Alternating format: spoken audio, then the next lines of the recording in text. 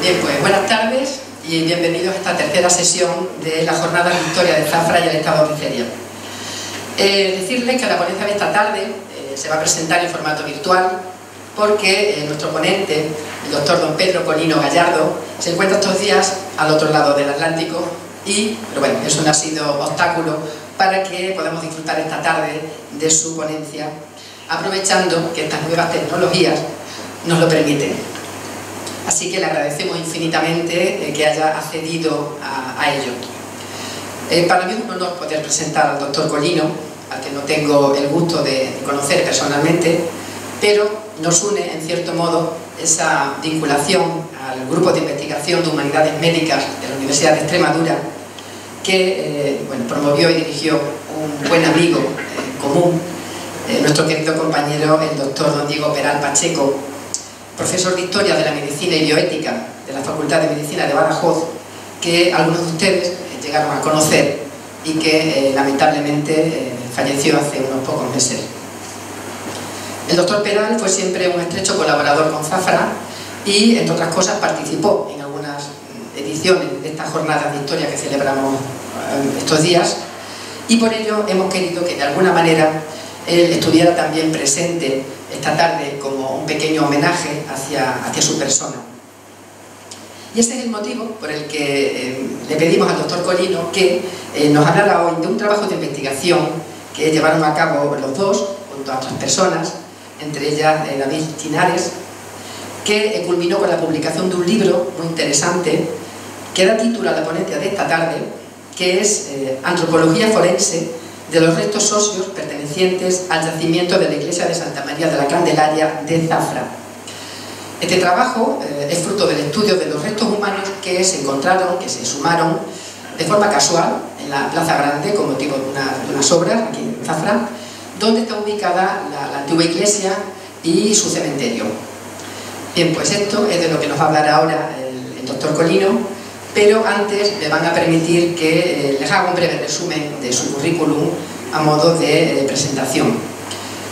Bien, pues el profesor doctor don Pedro Colino Gallardo, Peri Colino, como él le gusta que le llamen, es odontólogo, es especialista en ortodoncia y ortopedia dentofacial, es doctor en biomedicina por la Universidad de Extremadura, con lectura de su tesis en 2016 bajo el título Análisis de antropología física y paleopatología de los restos de cráneos y dientes pertenecientes al yacimiento Leonor de Austria de Mérida.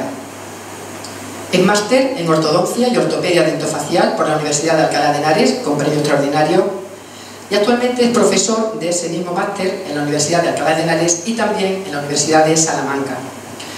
Es máster universitario de investigación en biomedicina por la Universidad de Extremadura, miembro de la Sociedad Española de Ortodoncia y de la Sociedad Europea de Ortodoncia,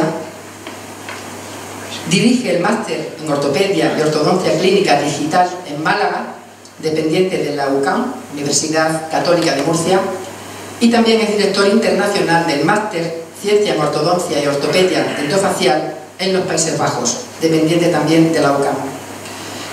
Es profesor de la Universidad Europea Miguel de Cervantes y es un magnífico conferenciante de reconocido prestigio tanto a nivel nacional como internacional, y ha participado y participa activamente en numerosos congresos y seminarios, no solo en España sino también en otros países.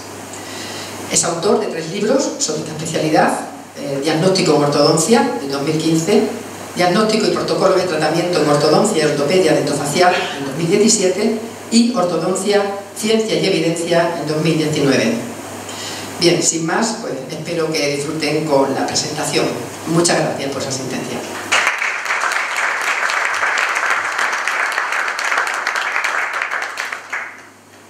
Buenas a todos. En primer lugar, dar la enhorabuena al comité organizador, dar la enhorabuena al Ayuntamiento de Zafra por la organización de esta jornada de historia de Zafra y del estado de feria.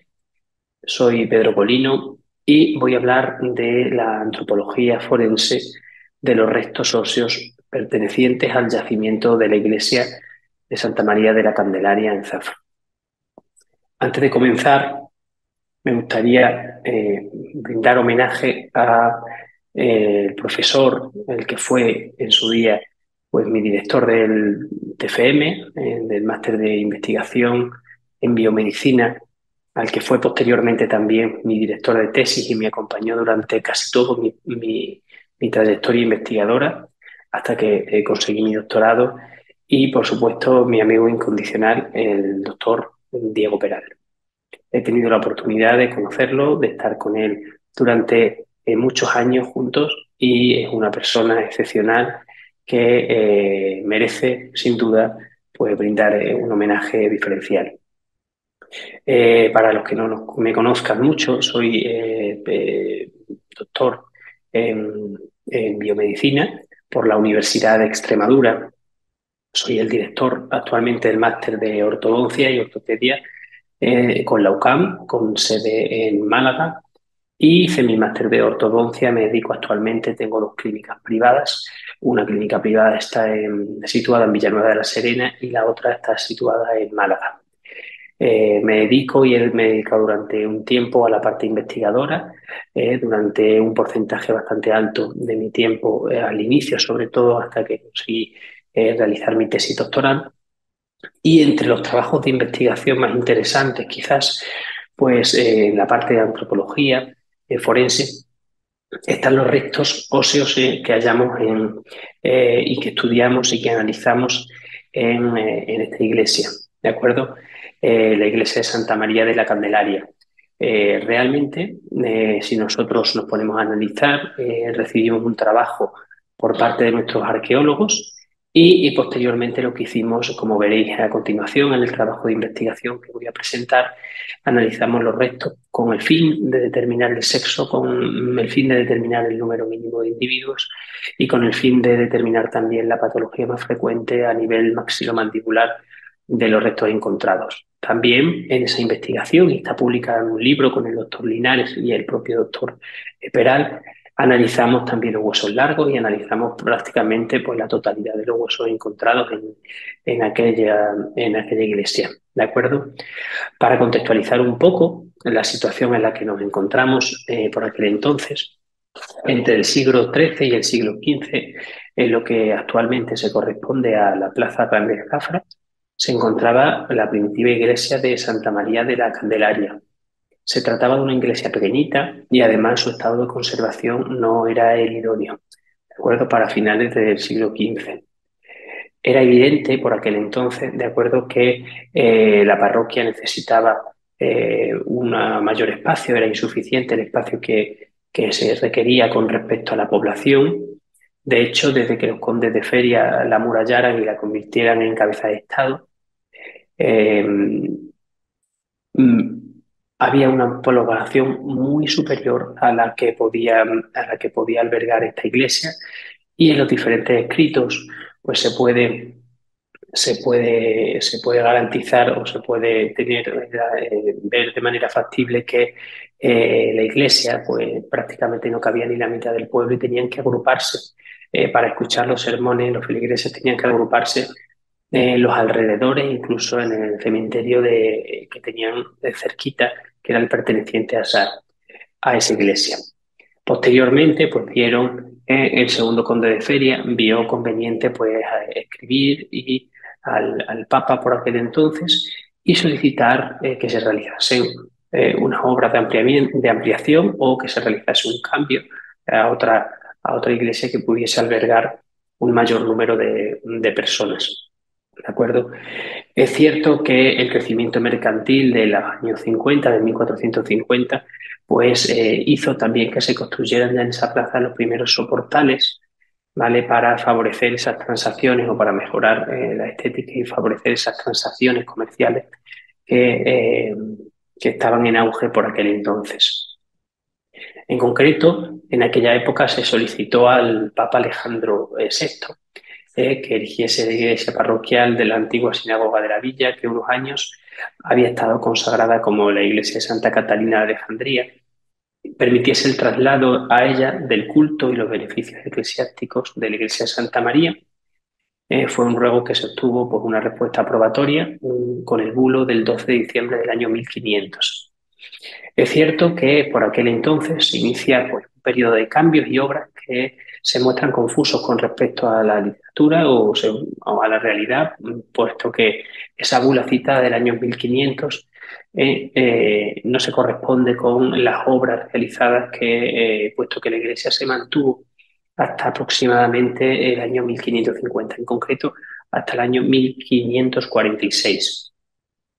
La iglesia de Santa Catalina, que aún se conserva, sin duda era de menores proporciones que la de Santa María, y a su lado se edificó, pero no inmediatamente, la actual Candelaria.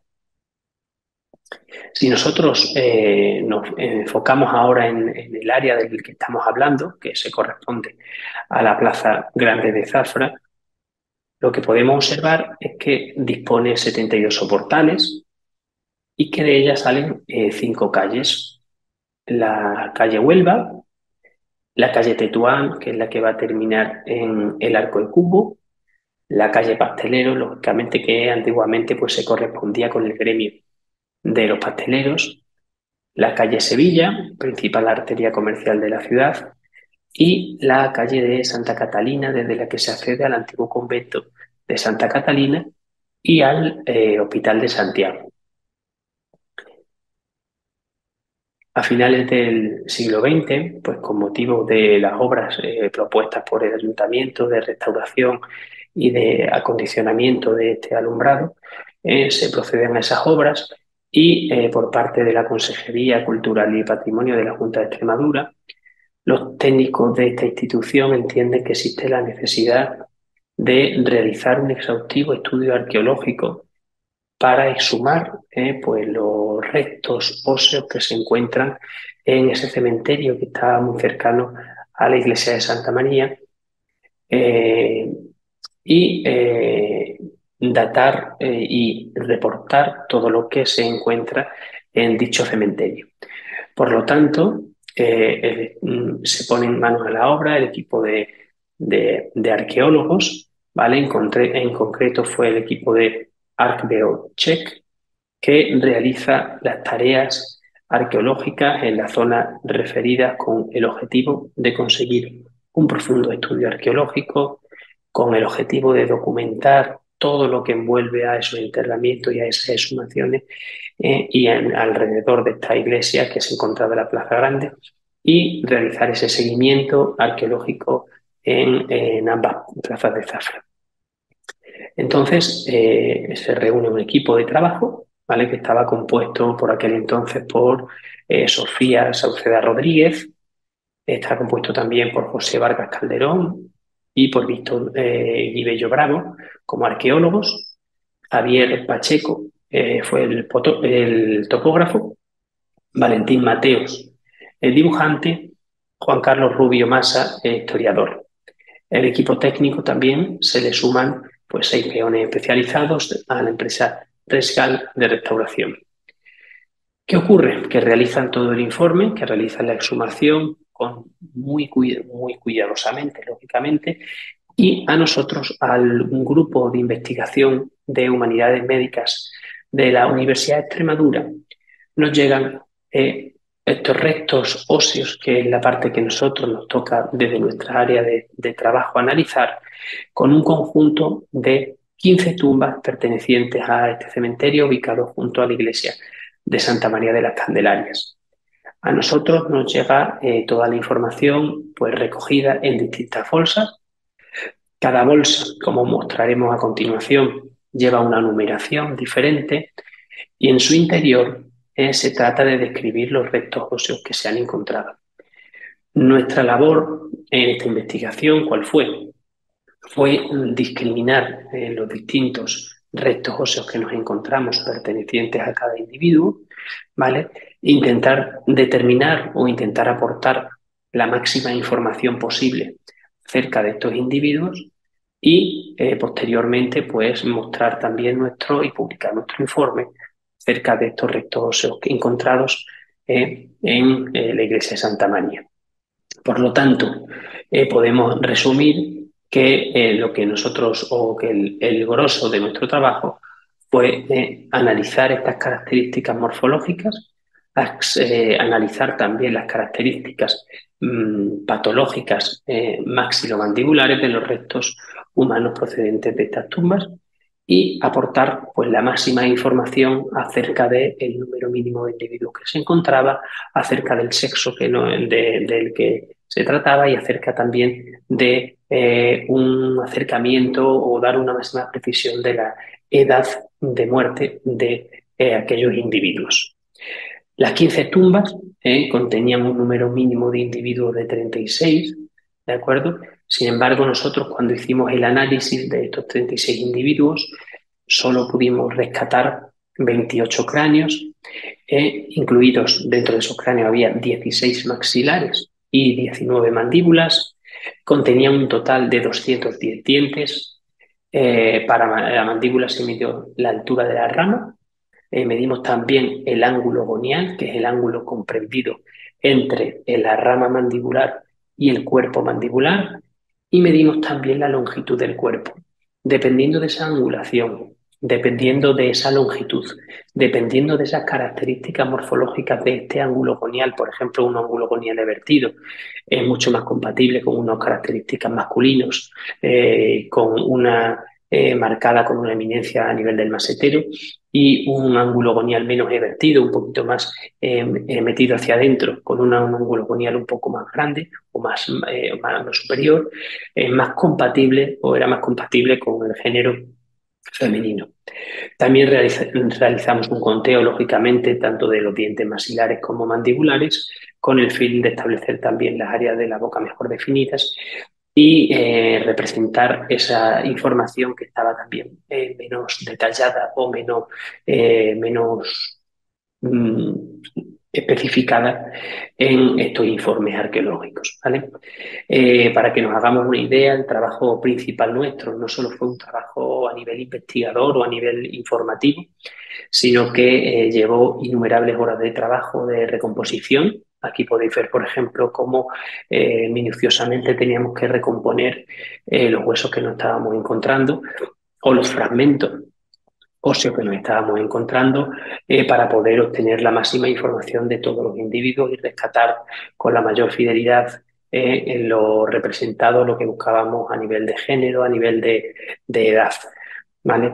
Fue un trabajo bastante fuerte. Yo puedo recordar que aproximadamente ocurrió entre el año 2014 y el año 2015 esta investigación, no la de la exhumación, lógicamente, sino la del análisis maxilomandibular y de cráneo de estos restos y estos fragmentos óseos que nos encontramos. El informe se hizo y posteriormente, en el año 2016, fue la publicación de este trabajo de investigación. Por lo tanto, si hacemos un timeline y si dividimos el tiempo en el cual pues, se produce todo este proceso y cuánto ocupa cada parte de este proceso, sin duda nos podremos dar cuenta que la parte de recomposición de estos restos o de estos fragmentos ocupa, podríamos decir, aproximadamente el 40% del tiempo total, ¿vale? Para que nos hagamos una idea, nosotros nos encontramos en bolsa, lo que se corresponde con la parte izquierda de esta diapositiva, con la parte de los restos óseos, con alguna parte de fractura a nivel de los alveolos y de la eminencia canina, de los centrales, que posteriormente nos obliga a buscar y a cribar para poder encontrar esos restos dentarios. Y la fotografía de la parte derecha de la diapositiva pues muestra cómo los arqueólogos encuentran precisamente estos restos.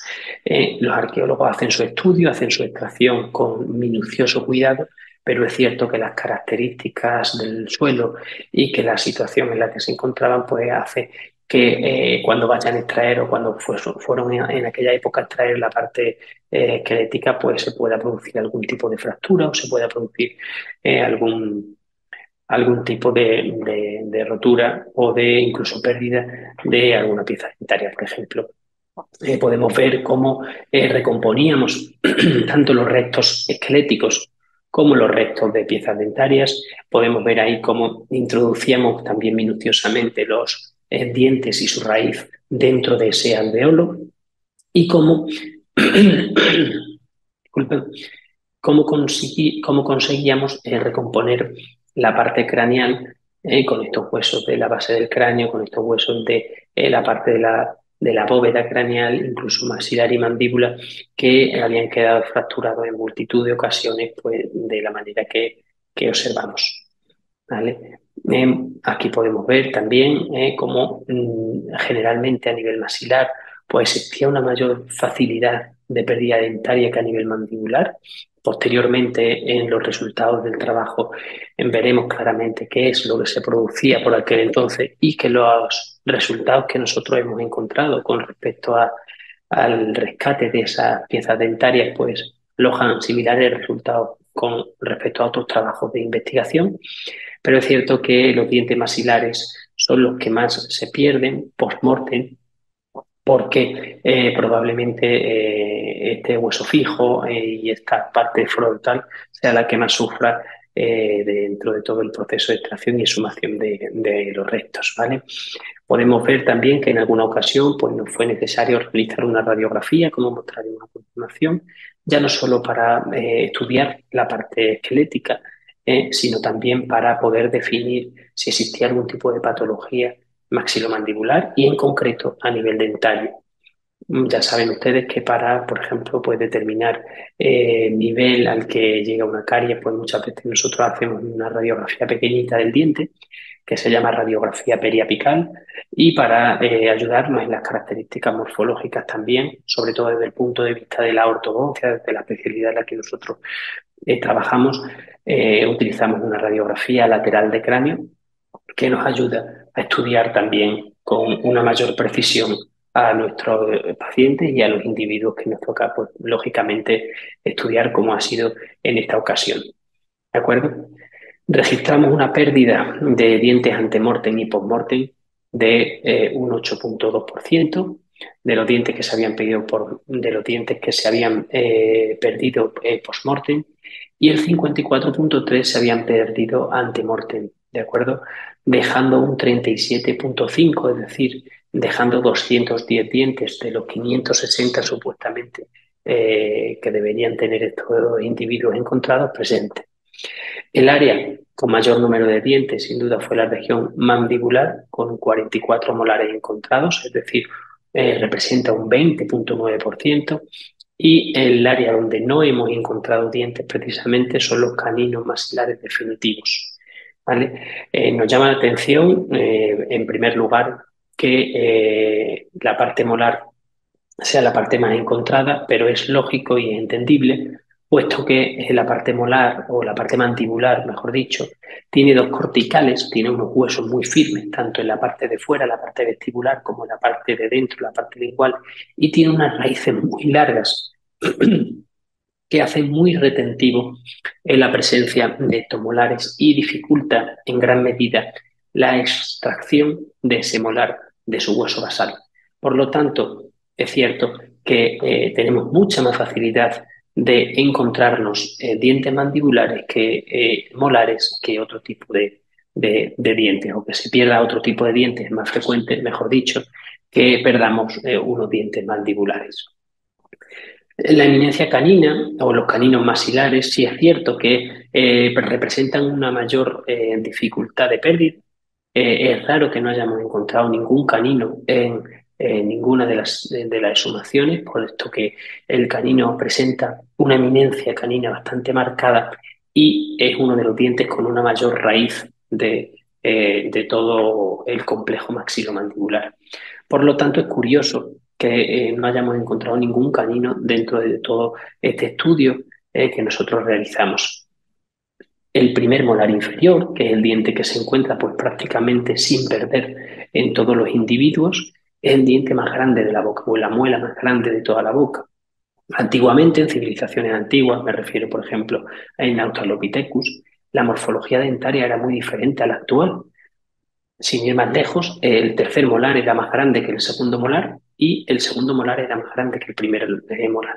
Con respecto a la evolución de la especie, hemos llegado a nuestra situación actual en la cual el tercer molar, como bien sabréis muchos de vosotros, pues prácticamente no tiene ninguna función en la oclusión del ser humano y el primer molar inferior es el diente o es el molar más grande que representa a todo ese complejo maxilomandibular.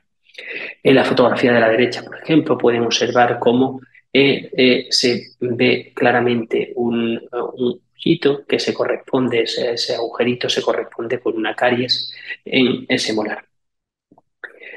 Podemos ver pues mucho del trabajo de recomposición que hicimos en los restos. Fijaos en las excavaciones y la extracción de los huesos, y nosotros lo que hicimos con esto fue precisamente analizarlo.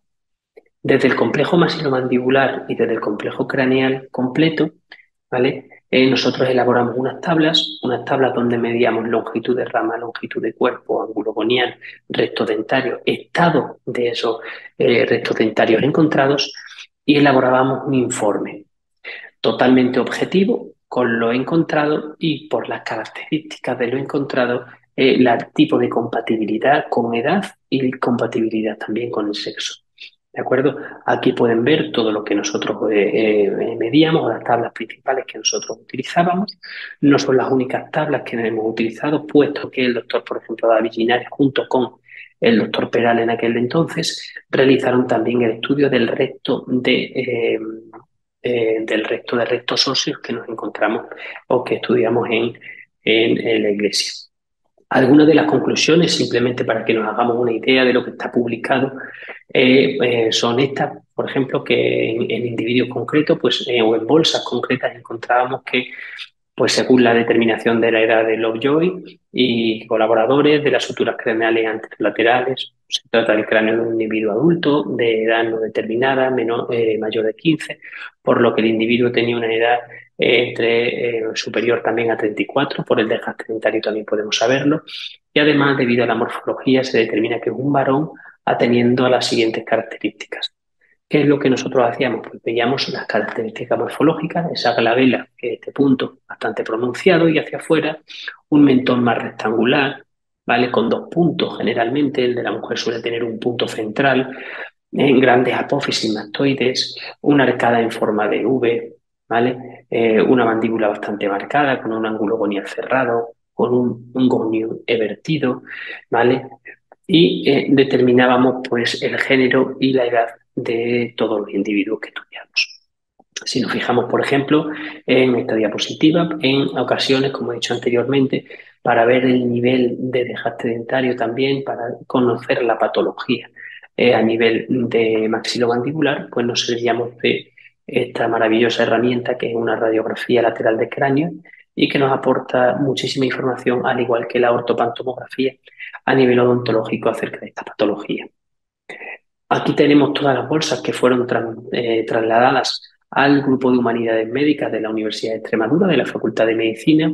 Si nos fijamos realmente, pues tenemos desde Zafra Osario hasta tumba 2 tachada, que era una tumba diferente, la tumba 3, tumba 7, 9 y 11, que venía junto con la 20, la 7, la 9 y la 11 venían en una misma bolsa, la tumba 20, tumba 14, 25, 27, 28 y 29 venían juntas. Probablemente en ese enterramiento se encontraban más de un individuo, puede ser una familia, puede ser 3, puede ser 2, la tumba 32 y de nuevo la tumba 32. Esto es lo que nosotros recibimos del grupo de humanidades y lo que nos tuvimos que analizar por aquel entonces.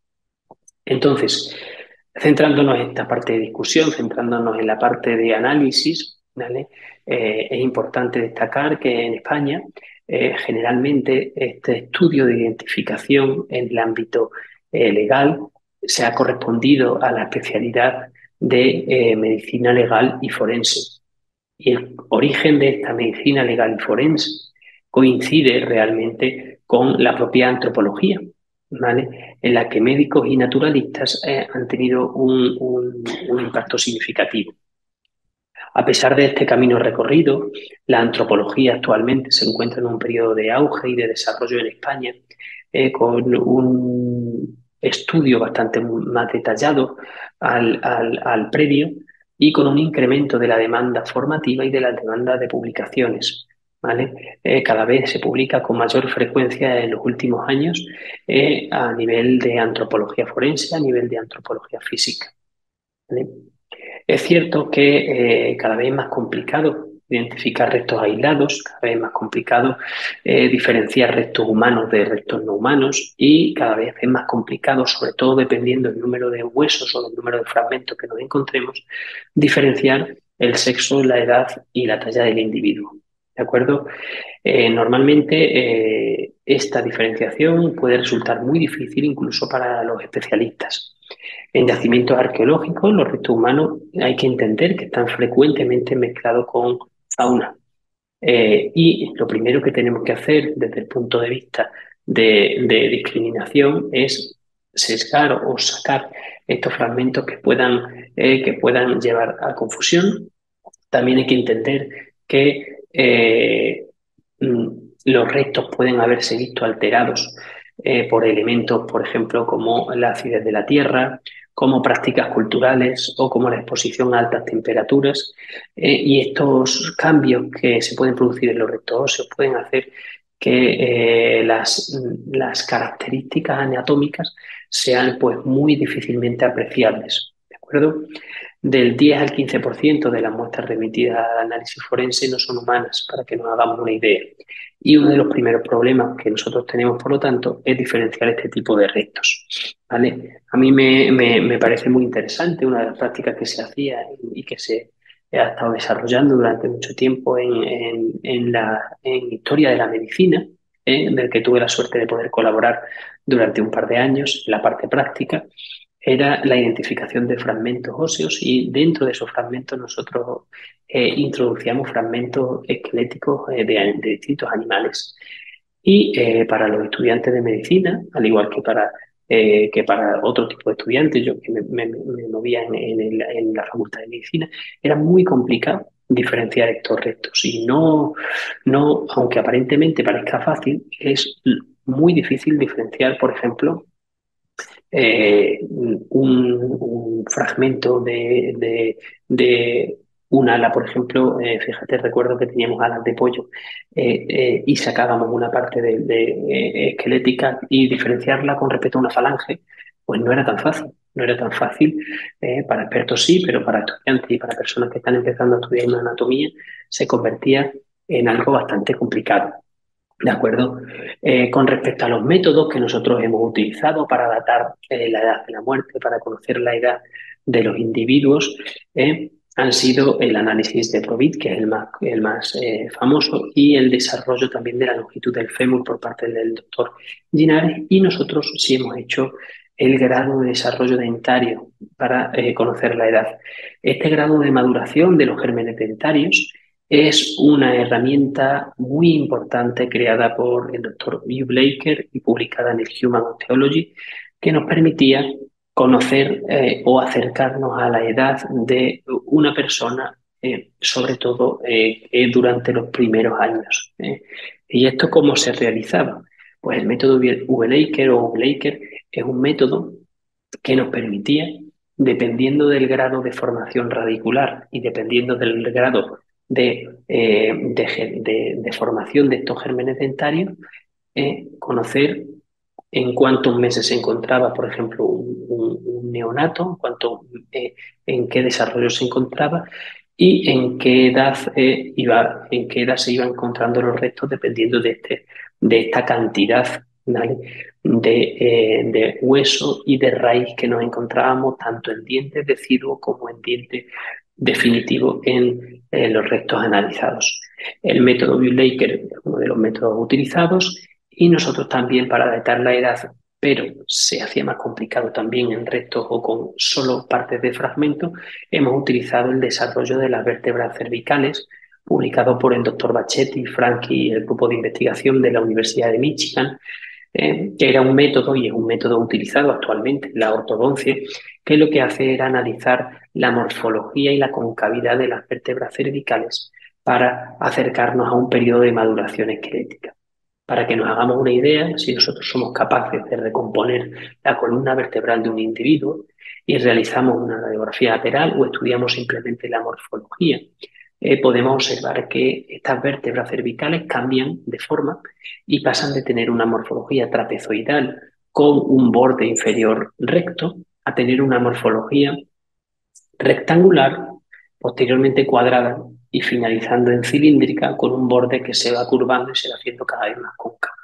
Dependiendo del estadio en el que nosotros nos encontremos, nuestro paciente va a estar cercano o alejado del pico de crecimiento puberal. Por lo tanto, para nosotros, juntando toda esta información, es mucho más fácil el poder ser precisos a la hora de detallar el, el, la edad de muerte, porque es la edad de cualquier individuo. ¿Qué es lo que se está haciendo actualmente?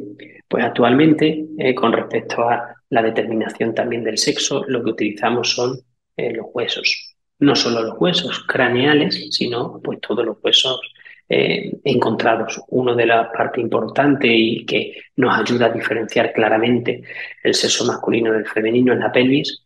¿Vale? Tiene muchísima más angulación en una mujer que en un hombre, pero nosotros, en concreto yo me encargaba de la parte craneal y las características que podían hacer inclinarnos por un hombre o inclinarnos por un sexo femenino era el gonio, como he dicho anteriormente, ese ángulo formado entre la rama y el cuerpo, esa musculatura bastante marcada a nivel de eminencia de los maseteros, está una glabela un poquito menos aguda y menos aguda en el hombre y más aguda en la mujer, unos rasgos morfológicos, como podríamos ver a nivel de eminencia canina, mucho más marcados en el hombre que en la mujer, un doble punto en el mentón o un mentón más cuadrado en el hombre y un mentón más ovalado con un único punto central en el mentón en la mujer. Todas estas características nos hacían inclinarnos por un sexo o por otro sexo. Y es curioso, pero es cierto que esta medida, pues cuanto menos huesos nosotros encontremos, pues más error vamos a acumular y menos probabilidades de acertar tenemos. Se supone que es aproximadamente el 100% aproximadamente no, que tenemos casi un 100% diríamos, de exactitud cuando nos encontramos todos los restos óseos pertenecientes a un individuo y a medida que nosotros vamos perdiendo porcentaje de huesos, pues evidentemente pues vamos a tener menos posibilidades de diferenciar. ¿De acuerdo? También importante comentar que la ontología a nivel forense y a nivel legal pues se ha convertido en una herramienta pues, principal. De hecho, sin ir más lejos, el estudio en muchos accidentes o el estudio en muchas a nivel de pelea o asesinato de la dentadura del culpable o del sospechoso ha hecho inclinarse o no inclinarse por un muerto, por ejemplo, ha hecho inclinarse hacia su culpabilidad o no. También es cierto que a nivel identificativo, aunque no se puede llevar a cabo en recto óseo, las arrugas palatinas tienen una fiabilidad similar a la huella dactilar. Por lo tanto, la odontología se ha convertido en una de las ramas que nos ayuda a identificar pues, de una manera mucho más precisa a todos los individuos. Es cierto que actualmente, si nosotros indagamos en la identificación y en el mayor detalle, ¿vale? Lo que se está utilizando actualmente para diferenciar y para adquirir la máxima información es el ADN mitocondrial. El ADN mitocondrial, por ejemplo, en estudios muy antiguos o en individuos, imaginaos, de restos esqueléticos de mucho tiempo, es fácilmente identificable o fácilmente extraíble, mejor dicho, del material dentario. ¿Vale? Lo que se está haciendo actualmente es hacer un corte limpio a nivel de un diente y extraer ADN de la pulpa dentaria. Con ese ADN se puede tener una información crucial acerca del sexo, de antecedentes, incluso de si los individuos encontrados en una misma tumba pues pueden pertenecer a una misma familia o no tienen riesgo o no tienen parentesco ninguno. ¿Vale? Con toda esta información, nosotros no pudimos realizar un análisis de ADN mitocondrial, pero con toda esta información que nosotros recibimos, nosotros lo que datamos pues, es esto, que en las tumbas encontramos un total de 28 cráneos, en los cuales se identifican 16 maxilares, 19 mandíbulas, un total de 210 dientes. El sector más mantenido en boca fueron los molares mandibulares con 44 piezas, lo que corresponde a un 20,9% de la totalidad de dientes, y que el menos encontrado fueron los caninos superiores, puesto que no encontramos ninguno. Algo que nos sorprendió, lógicamente, al ser los caninos superiores uno de los últimos dientes en recambiarse, por ejemplo, en individuos todavía en crecimiento. Y si nosotros analizamos pues, estudios similares en nuestro país, como por ejemplo puede ser el de Atapuerca o como puede ser el yacimiento de Urracha en Vizcaya, encontramos una proporción muy parecida con respecto a los molares inferiores. Es decir, no nos sorprende encontrar mucho molar inferior, como hemos dicho anteriormente. Otros autores utilizan este tipo de estudios para determinar también el sexo, el estudio de los dientes y la edad a través de esta métrica dental, del grado de desgaste dentario, que por la cantidad de dientes desgastados en la época, pues podíamos tener una aproximación de la edad de nuestro individuo, ¿vale? Y no fue necesario, por lo menos para nuestro estudio, esa identificación de edad, puesto que teníamos otras herramientas para realizarlo. Tampoco nos sorprende que la patología más observada, como podéis ver aquí, era la caries, puesto que no existe prácticamente área geográfica en el mundo cuyos habitantes no muestren alguna prueba de caries dental. Afecta a personas, además, con la misma prevalencia en sexo masculino que en sexo femenino. También igual de prevalente en todas las razas aproximadamente, de todos los estados socioeconómicos y en cualquier grupo de edad. La caries se puede considerar como una de las enfermedades de las civilizaciones modernas, es cierto, puesto que el hombre prehistórico rara vez sufría esta forma de destrucción dentaria y era mucho más frecuente encontrarse, por ejemplo, unos desgastes mayores que un nivel de caries. ¿De acuerdo? Realmente, con toda esta información, con toda esta prevalencia, por supuesto, la caries no fue la única patología que nosotros encontramos. Ahora veremos en las conclusiones de nuestro informe que se encontraba también, habíamos observado accesos dentarios que, por ejemplo, dependiendo de la época, han podido ser motivo de muerte de un individuo. Encontrábamos también enfermedad periodontal y encontrábamos otro tipo de destrucción dentaria, como por ejemplo pueden ser fracturas o desgastes dentarios. ¿Vale? Con toda esta información analizada, pues nosotros llega el momento de enumerar unas conclusiones de todo lo que he encontrado y nosotros pues tenemos 5 conclusiones principales en la cual la primera y más importante es encontrar o hallar un número mínimo de individuos. Nosotros lo establecimos en 36 individuos en la antigua iglesia de Santa María de la Candelaria.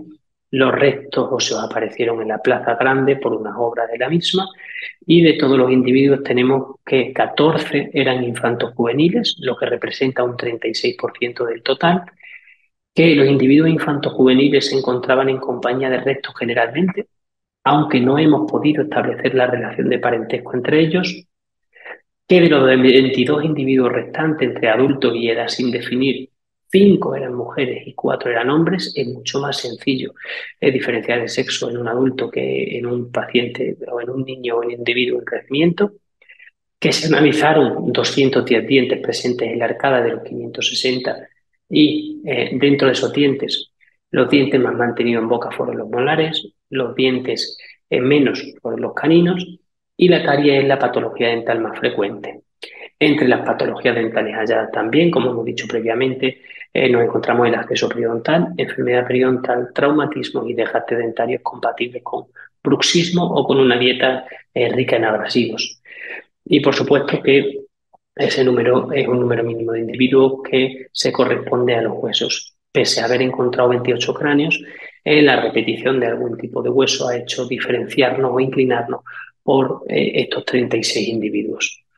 Espero que haya sido interesante pues, esta investigación que nosotros realizamos en los años 2014, 2015, 2016 y sin duda pues quiero recordar y brindar pues este guiño al que fue mi director, al que ha sido mi amigo incondicional y a una persona que más me ha ayudado a desarrollarme profesionalmente y que más visión me ha dado acerca del futuro. Muchísimas gracias a todos por estar aquí presentes, a todos por estar atentos a esta conferencia y estoy completamente convencido de que es el inicio de una jornada estupenda en Zafra que tengo mucha pena de no poder estar ahí con ustedes, pero tengo unos compromisos en Centroamérica y muchas gracias por la invitación y quedo abierto y disponible a cualquier tipo de cuestión o a cualquier tipo de pregunta a nivel de mail o a nivel de personal. Muchísimas gracias.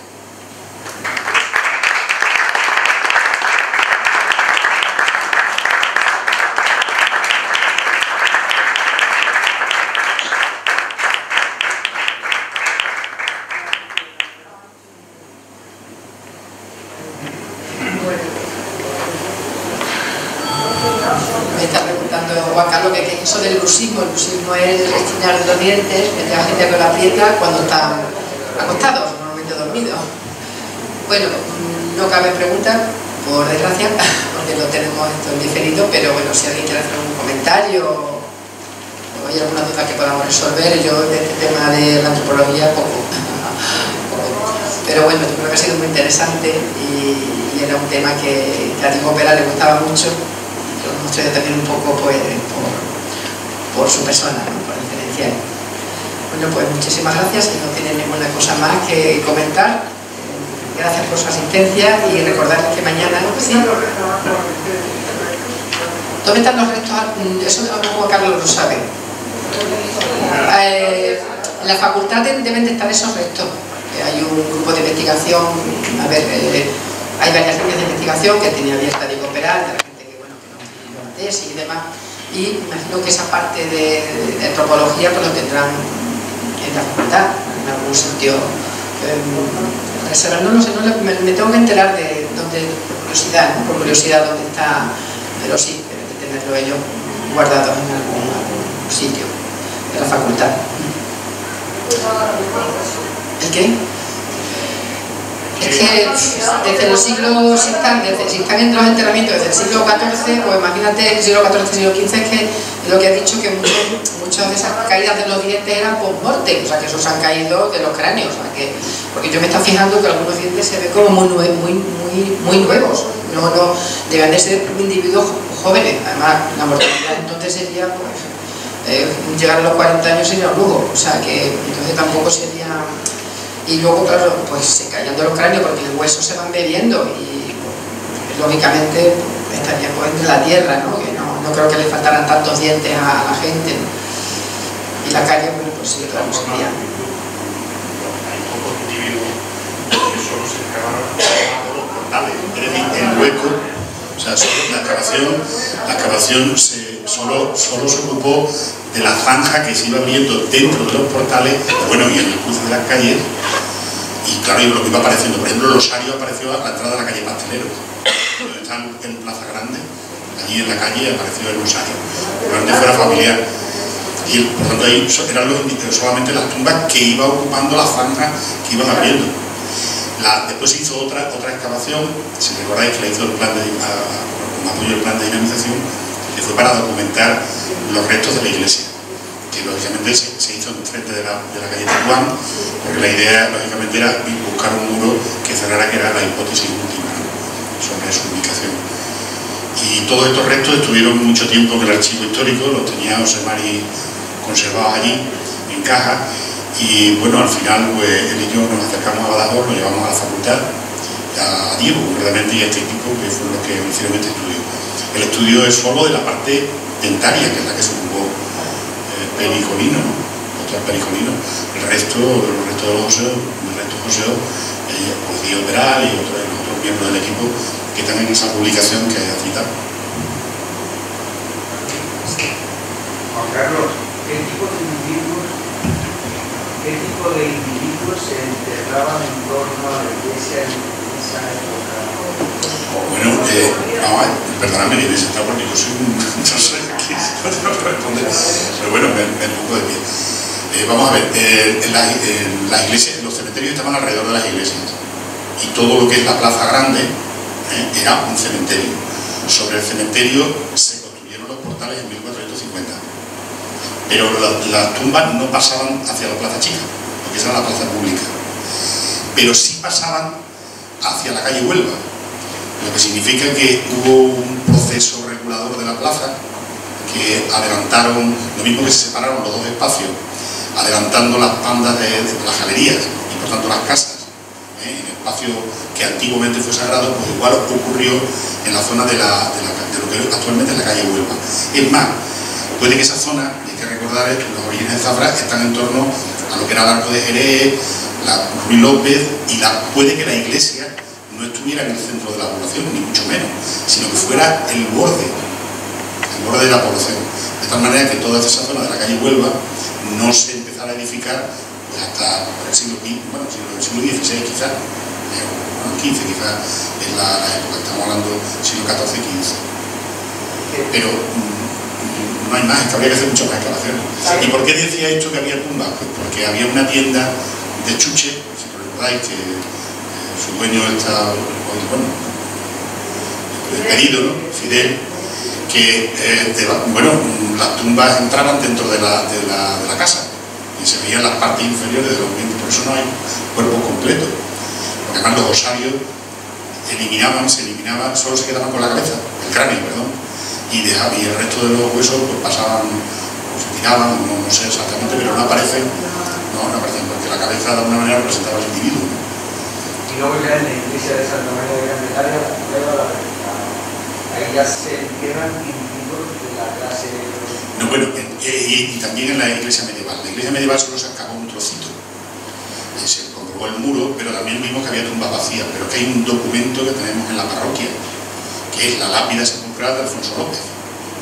Alfonso López, que era uno de los más ricos comerciantes de Zafra, se enterró en la iglesia vieja. Y de ahí, no sé si fue trasladado unos 14 o 15 años después, en 1455, a la iglesia nueva.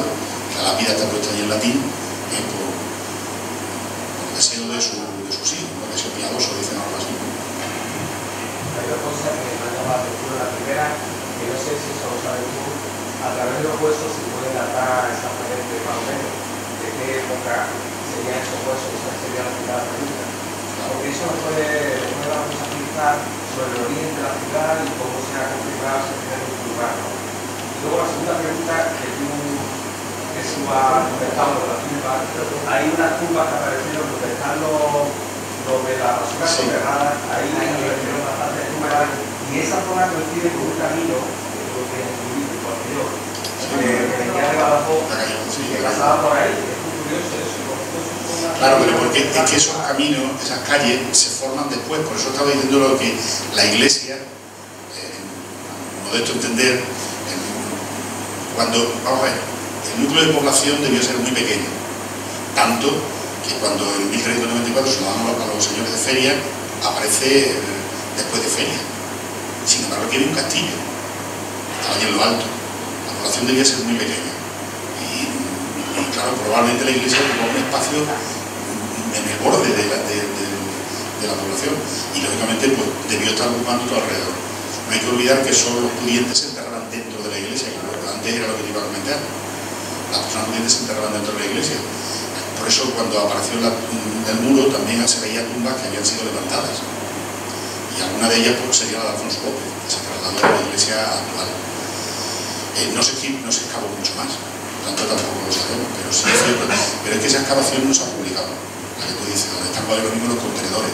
Se hizo para poner esos contenedores y esa no se ha publicado. En el informe lo tendrá la consejería, pero se sabe poco, nada más que aparecieron muchos restos, tú bien dices.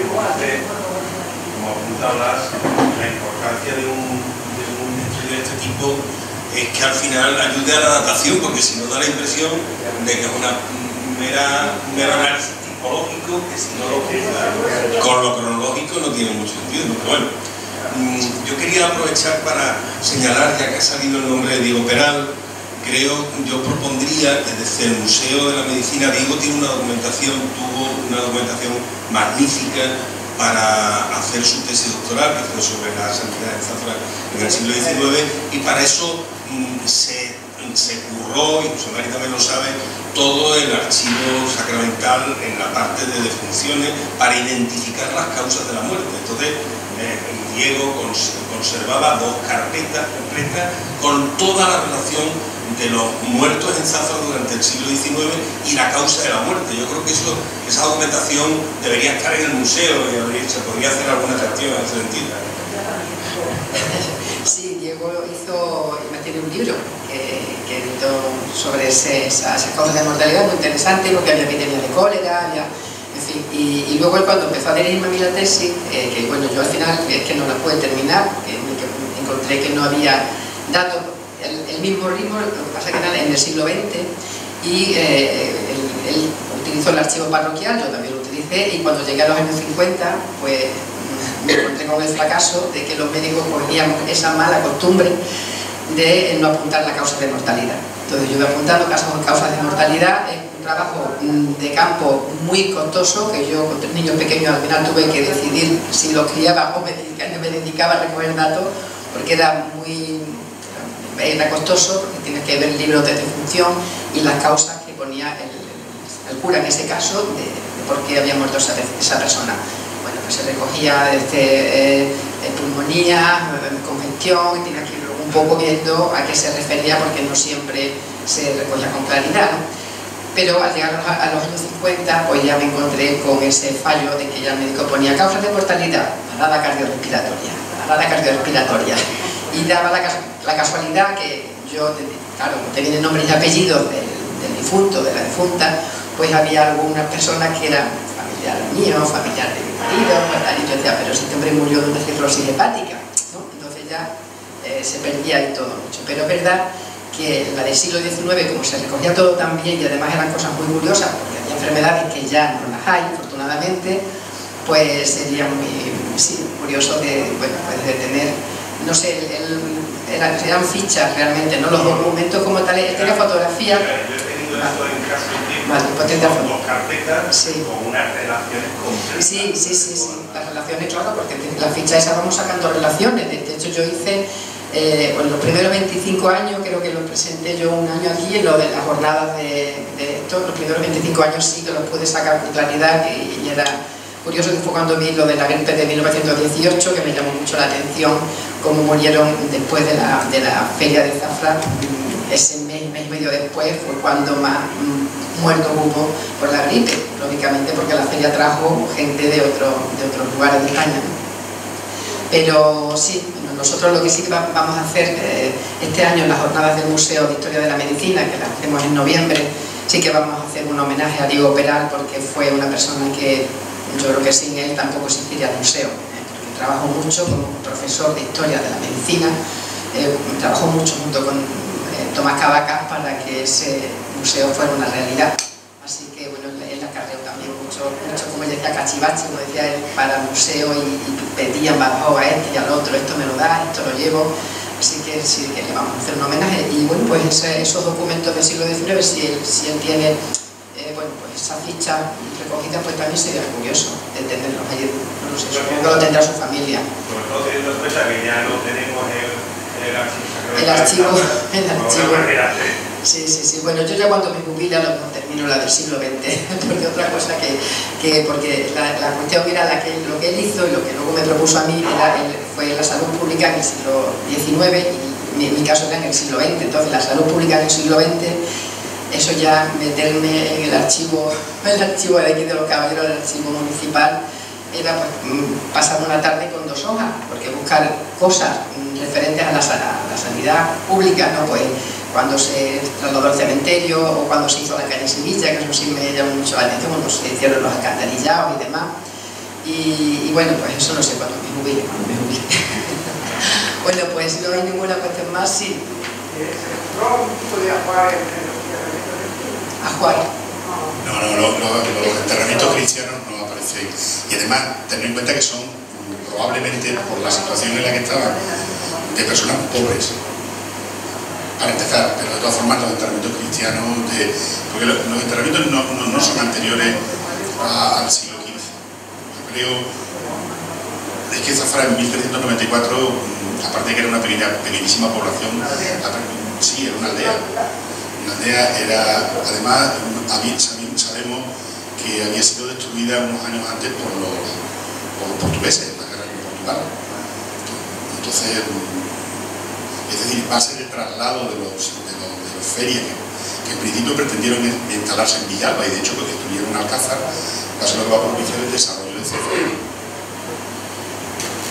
Juan Carlos, en el libro que vamos a presentar el viernes, bueno, pues esperamos el viernes. Pero es que viene a colación a la plaza que estamos tratando, la plaza grande. Nuestra plaza grande se llamaba Plaza del Cementerio. Pero claro, es que era el cementerio. Pero bueno, es que la plaza grande es que era, vamos a ver, desaparece la iglesia, desaparece el cementerio, y al principio pues habría un tiempo en el que no estaba diferenciado la plaza chica, bueno, lo que hoy es la plaza chica de lo que es la plaza grande, y probablemente la llamaban Este es el cementerio de una plaza pública. Y luego hasta Plaza Nueva. Y hay Plaza Nueva y al final hay Plaza Mayor, en otro momento la llaman, que al final acaba en Plaza Grande, que es lo que hoy tenemos. Bueno, y más nombres que el siglo XIX tiene tenido, ¿no?